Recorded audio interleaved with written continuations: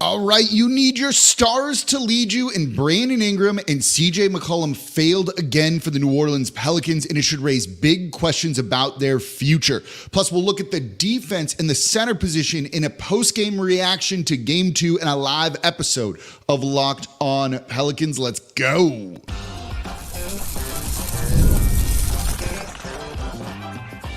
You are Locked On Pelicans, your daily New Orleans Pelicans podcast. Part of the Locked On Podcast Network, your team every day. Welcome to another edition of Locked On Pelicans, the daily podcast covering your favorite team, the New Orleans Pelicans and NBA, part of the Locked On Podcast Network, your team every day, available wherever you get your podcasts and available on YouTube.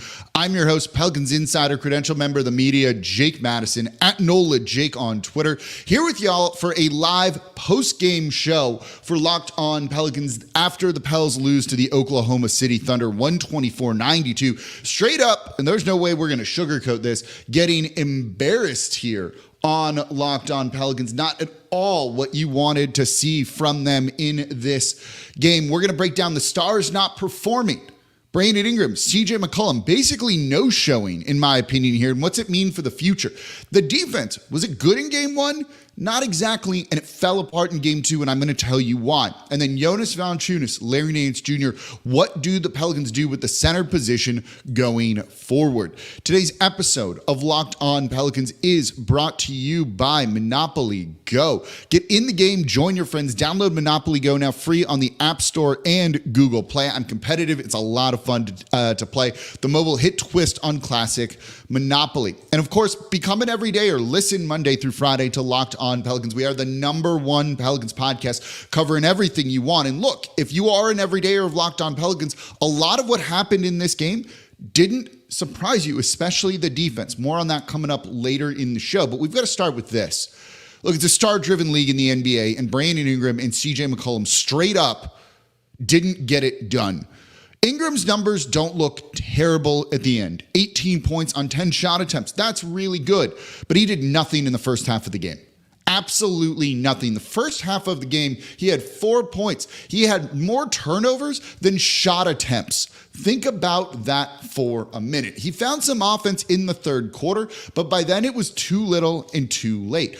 One game after having a horrible performance because of the defense from Lou Dort, and we'll touch on the refs in a moment, he had said, okay, if that's how they're going to let us play, I'm going to be ready for it. Guess what? He wasn't ready for it. He may as well not have been out there on the court with the way he was just not moving. It's one thing to miss shot attempts. We'll look at that with CJ McCollum. It's one thing to miss shot attempts that are good looks that you're taking. It's another thing to do absolutely nothing. And that's what Brandon Ingram did in the first half. He got it going a little bit better in the third quarter. Great. That does you no good when you're already down double digits and the game is effectively over. Where is the Brandon Ingram that we were talking about needing on that 5-game, 6-game homestand where the Pelicans struggled without him? Where is the Brandon Ingram from a couple of years ago in the playoffs when he averaged almost 30 points per game against the, I'm blanking here, Phoenix Suns? Brandon Ingram's shot chart in this was 1 shot in the restricted area and no threes. It's the modern NBA. You need to actually have some aggression, and it was just non-existent. Now, he started to get to the rim and attack the basket in the third quarter. It's showing his no shot attempts there, but he got fouled and go to the line, and those don't show up as shot attempts in the shot chart here. But this was a pretty pitiful performance from him, right? 18 points, 10 shot attempts. That efficiency looks good. You're right, it does. Except you need your stars to carry you, and you need more than 18 points from him. Chet Holmgren, 26 points in this game. Shai Gilgeous-Alexander, 33 points. Where was Brandon Ingram? The shot attempts, the shot chart, the way he plays within the offense just has not worked this year. To take no threes in a game when you need to keep up with the three-point shooting of the Thunder, who are hot. More on that when we talk about the defense. To not take one in this game is wild. When you had nothing else going, why not take threes? But he didn't do that. Defensively, he was no good either. This is a guy where we've praised his defense all season long, but he just didn't step up in this one. He basically, look, at a certain point, you could have just benched him and it might have been the move. He was a minus 30. That is the team worst. Trey Murphy played more than him, was a minus 27, right? CJ McCollum was played more than him and had a better plus minus, not by much. Herb Jones played more than him, was a minus 16. To play that many minutes and have such a negative impact on the game is just not what you want. Not when you're eligible for a max contract extension after this year. And right now, should the Pelicans offer that to him? I'm not really sure. Can you build a team around him and Zion Williamson with how clunky they've looked? If he delivered in the postseason, it's a whole lot easier to justify, and he hasn't.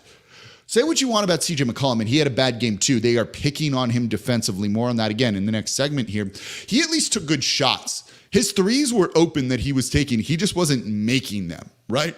15 points on 14 shot attempts. 6 of 14 from the field is not a good game from him. But you saw some aggression from him, driving to the basket, trying to create some things. There was one point when the Pelicans started to get back into this game in the second quarter where CJ McCollum either scored or created 8 straight points for the Pelicans. You saw no stretch like that from Brandon Ingram really in this one.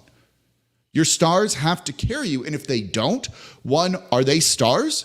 And two, do you have to consider moving them at a certain point? And this playoff series and the struggles from Brandon Ingram has been absolutely eye-opening. And this is something that we're really going to look at this offseason on Locked On Pelicans, because now 0-2 in this series, that offseason is going to be here sooner than we think if Brandon Ingram and CJ McCollum don't step up. You have to hit your shots, CJ. It's as simple as that. You're paid $36 million. You have to make your shots. He didn't in this game. That's going to be a problem, and you're never going to win a playoff series when the other team's star players are absolutely doing it. And look, the refs aren't doing a ton of favors here, but when you lose by basically 30 points in a game, it's not on the refs. It's not on the physicality of the defense. And even if it is, Brandon Ingram said he was going to be ready for that. He wasn't ready for it in this game at all. At all. And this team just looked terrible to lose this one. 124-92, just getting lit up in every capacity. It was awful, awful. Their defense did them no favors either in this one. The offense tied into that as well. Let's take a look at that, because this has been a good defensive team. But if you are an everydayer of Locked On Pelicans, the defensive effort in this one and what we saw from them shouldn't surprise you, because we kind of knew they were going to struggle. I let you in on that secret. Let's break down exactly what happened, and if the Pelicans have an answer for that. That's coming up here next in a live episode of Locked On Pelicans.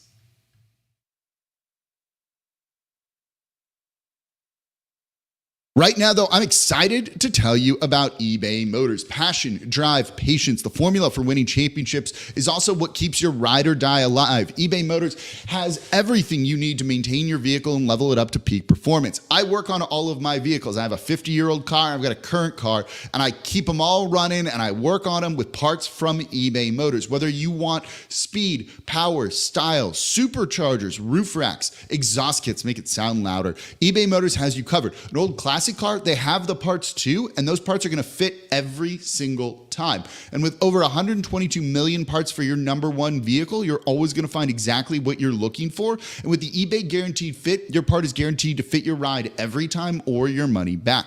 Because with eBay Motors, you're burning rubber, not cash. With all the parts you need at the prices you want, trust me, I really work on all of my cars. My old Corvette is running because of eBay Motors. It's easy to make your car the MVP and bring home huge wins. Keep your vehicle alive over at ebaymotors.com.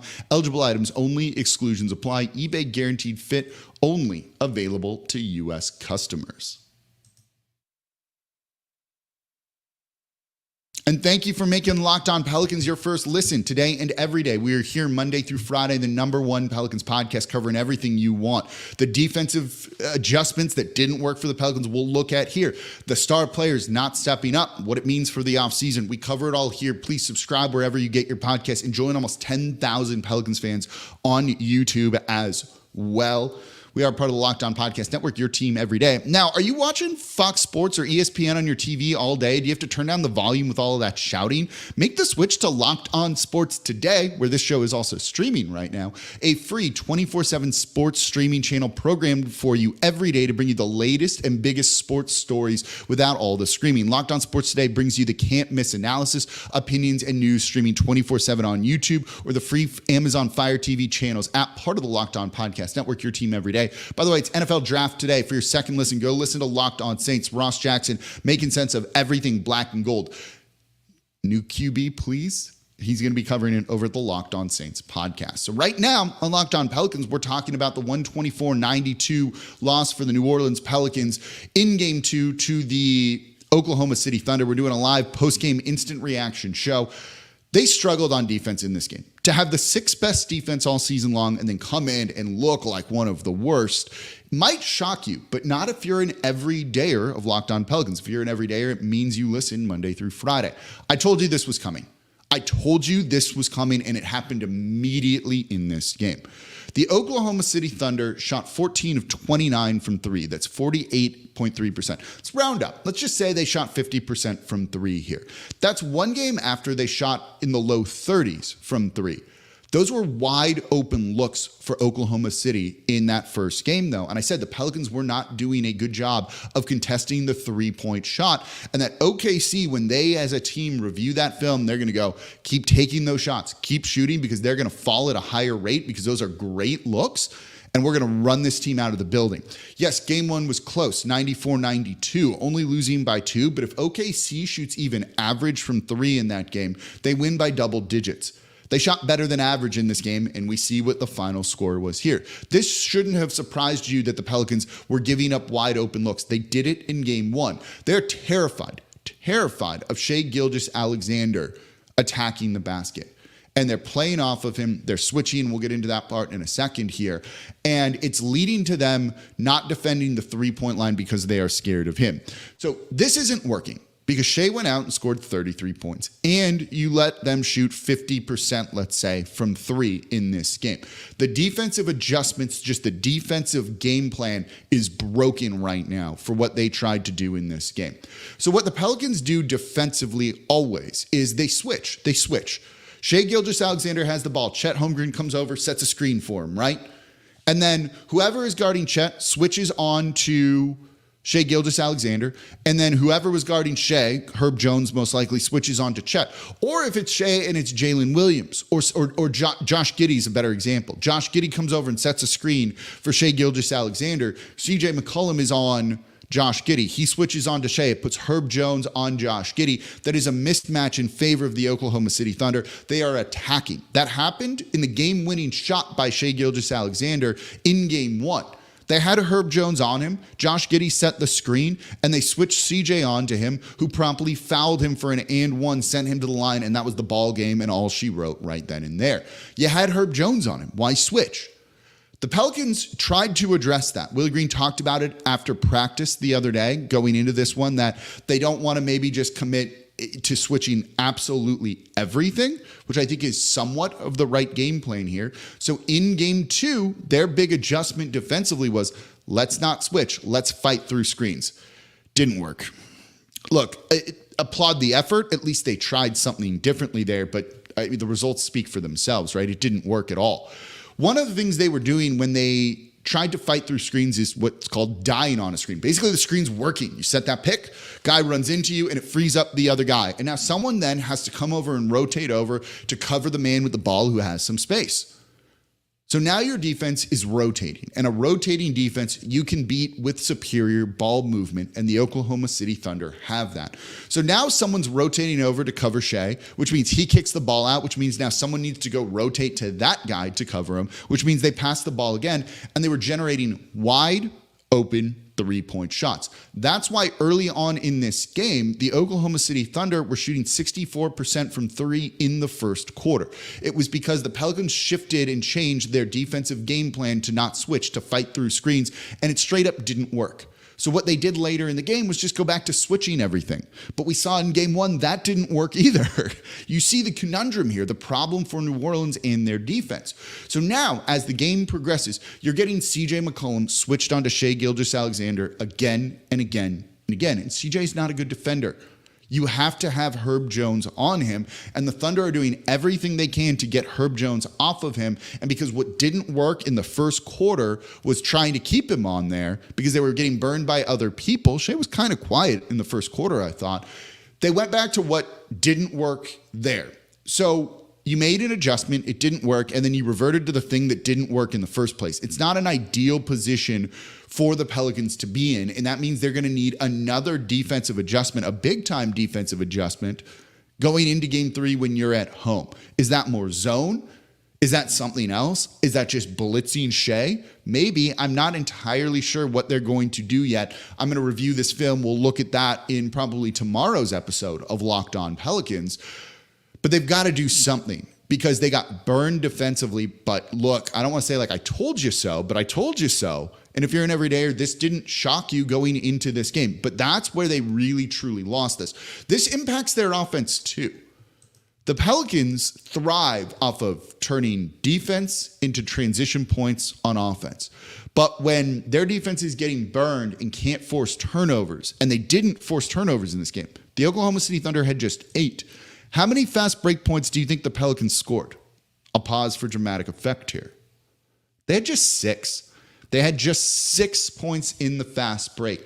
They had just 6 points off of those 8 Oklahoma City Thunder turnovers. You're not going to win if you're the Pelicans by playing that much in the half court.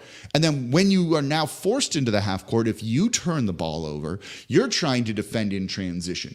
The Thunder, by contrast, had 14 points in transition, and that's off of 17 turnovers for the New Orleans Pelicans that resulted in 22 points for the Oklahoma City Thunder. That is a surefire way for New Orleans to lose games, and they did in this one in pretty dramatic fashion.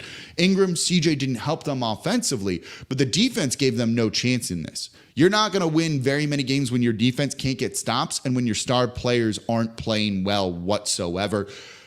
It was just an overall, look, it was a disaster of a night for the New Orleans Pelicans. Maybe this is, in a way, a good thing because it'll wake them up. Maybe this wakes Brandon Ingram up, who did find a little bit of success in that third quarter.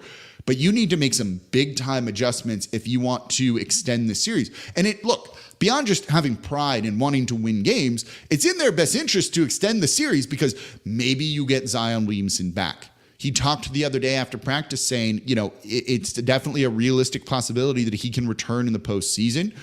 They're going to reevaluate him after game 4, game 5, and potentially game 5. Maybe he could play in a game 6, 7. I think that's a bit of a stretch, but there's an opportunity there. If you need the reinforcements coming, you've got to extend this series to give yourself a chance. And the Pelicans are doing a very good job of beating themselves right now. We can talk about the refs. We could yell about the refs. They weren't good in this game. They called it differently than they did game 1 and how they have all playoffs. But I think it's better to look at this team as a whole. Ingram's struggling, and it wasn't because of the refs. CJ struggling wasn't because of the refs. And the defense, them struggling, wasn't because of the refs. It was just the game plan didn't work. And maybe this is simply OKC is the better team. They have 8 more wins than the Pelicans do, 9 more wins than the Pelicans do. They're a better team. There's no denying that. They're the 1 seed for a reason. New Orleans is 8. But this was pretty embarrassing. This was pretty embarrassing, and the Pelicans need to make big-time adjustments because their adjustment didn't work. So how do you adjust for the adjustment going into game 3? They're going to need a different defensive game plan here. And if they do get some stops, they can get out in the fast break, in transition, run, and it wakes their offense up a little bit, and that would be a really big thing. The other issue that they've got to figure out is the center position. And this is where I don't know if there's a great answer, but I want to look at how Jonas Valanciunas played. They went to him early, scored 11 straight points for New Orleans right in the beginning. But the rest of the way, it was really dicey. Is it time for Morley Nance Jr.? Is it time for someone else on the roster or a different answer altogether? I'm going to tell you what that might be. That's coming up here next in a live episode of Locked On Pelicans. Right now, though, today's episode of Locked On Pelicans is brought to you by our sponsor, BetterHelp. Sometimes we all need the opportunity to get something off of our chest. Big or small, certain things can really start to get to you, and it's important to let that out, especially to someone who's unbiased in your life. So today, I want to say how I really feel about something, and you might even be thinking about the same thing here.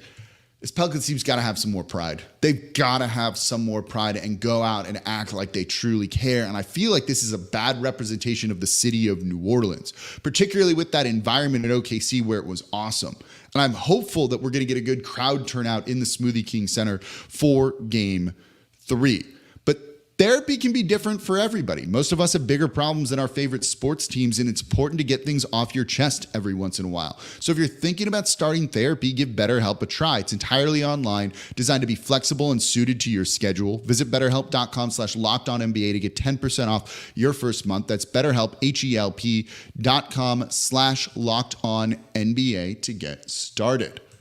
Today's episode of Locked On Pelicans is brought to you by DoorDash. Mother's Day is around the corner. Are you prepared for it just yet? You probably want to get something thoughtful for your mom, and you can do that on DoorDash. Surprise her from wherever you are with a fresh bouquet, the latest tech, gift cards, self-care treats, and more to make her day that much better. Does your mom have a sweet tooth? Is she a tech enthusiast, a beauty connoisseur, or is she outdoorsy? No matter what she's into, you can make her smile with a flower bouquet, makeup, tech gear, workout wear, and more. Pair flowers with a gift card so she can celebrate any way she wants. Is she a bookworm? Try a bookstore gift card. Does she love a good latte? Get her a gift card to her favorite coffee shop. You can't go wrong with all of the options over on DoorDash. So get all your Mother's Day gifts all in one place and get 50% off your next order up to $15 when you spend $15 or more on your next flower, convenience, grocery, or retail order now with code LOCKEDONNBA. That's code LOCKEDONNBA, LOCKEDONNBA. Order using DoorDash today. Terms apply.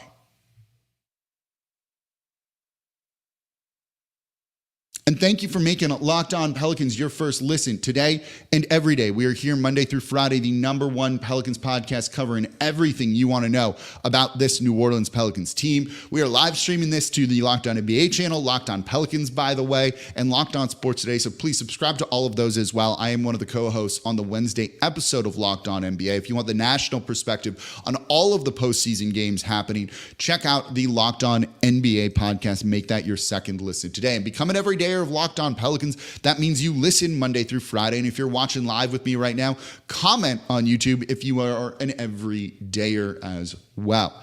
So let's get into, look, the main reasons they lost this game are the stars didn't show up. Same issue in game one.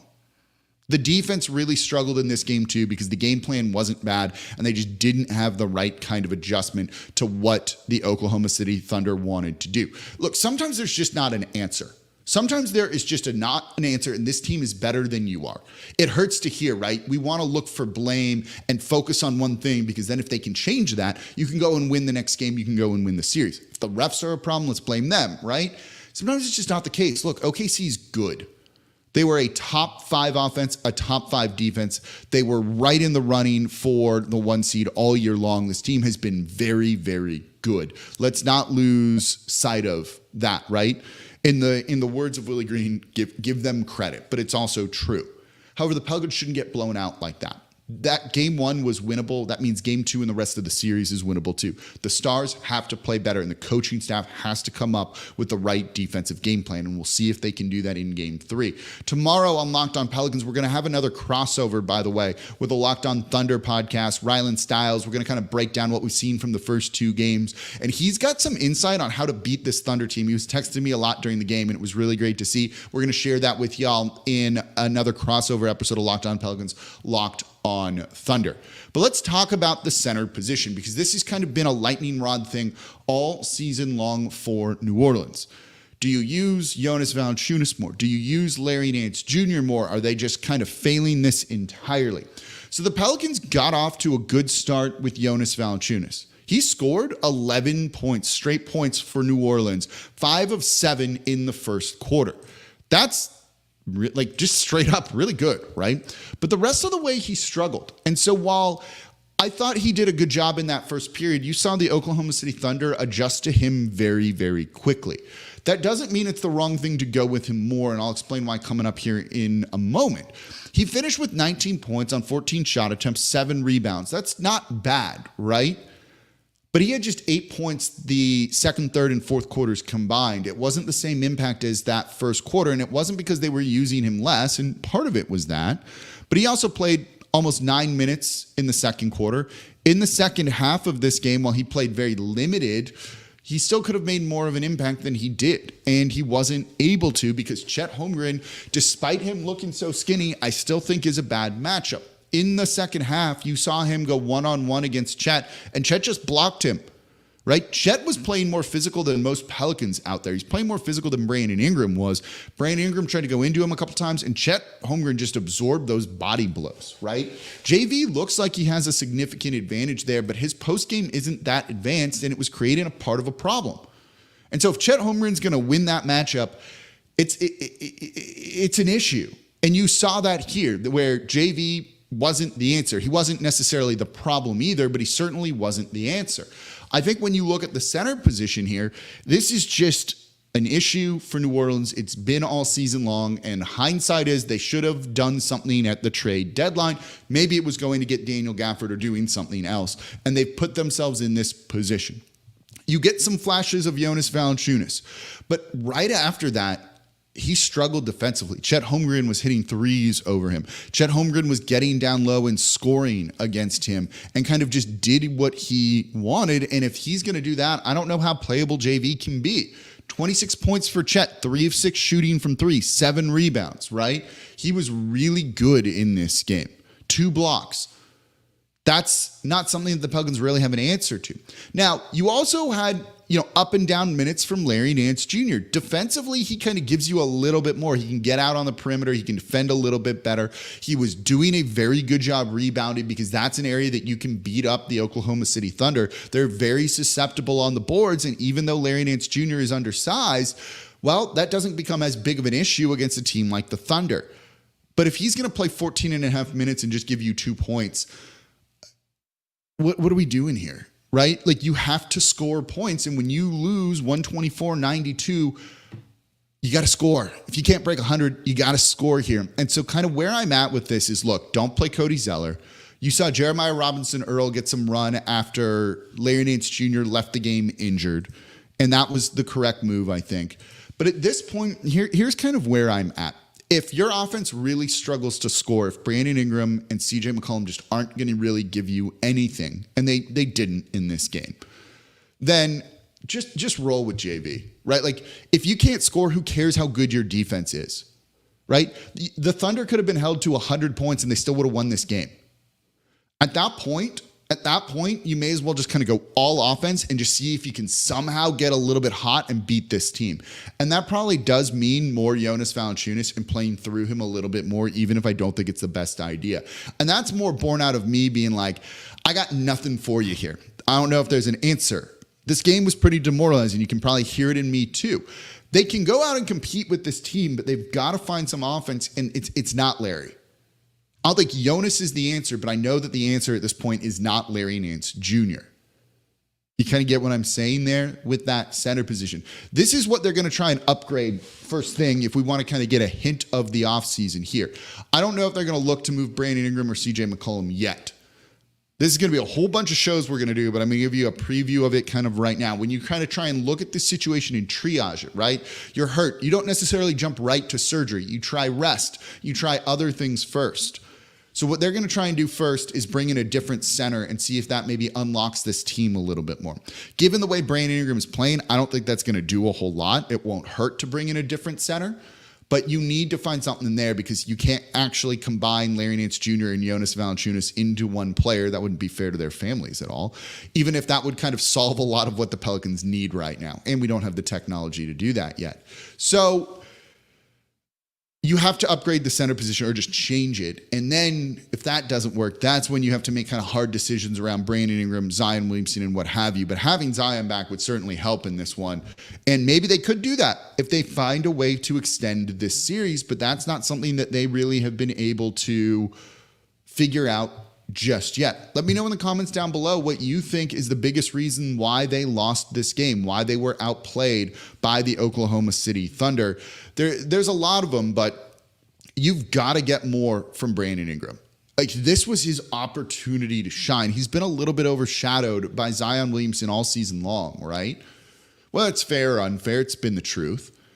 This was his chance, and he just hasn't taken it. And for a guy that, is going to be up for a 25-30% max deal of the salary cap, do you feel comfortable paying him $55 million a year, $60 million a year after this playoff series?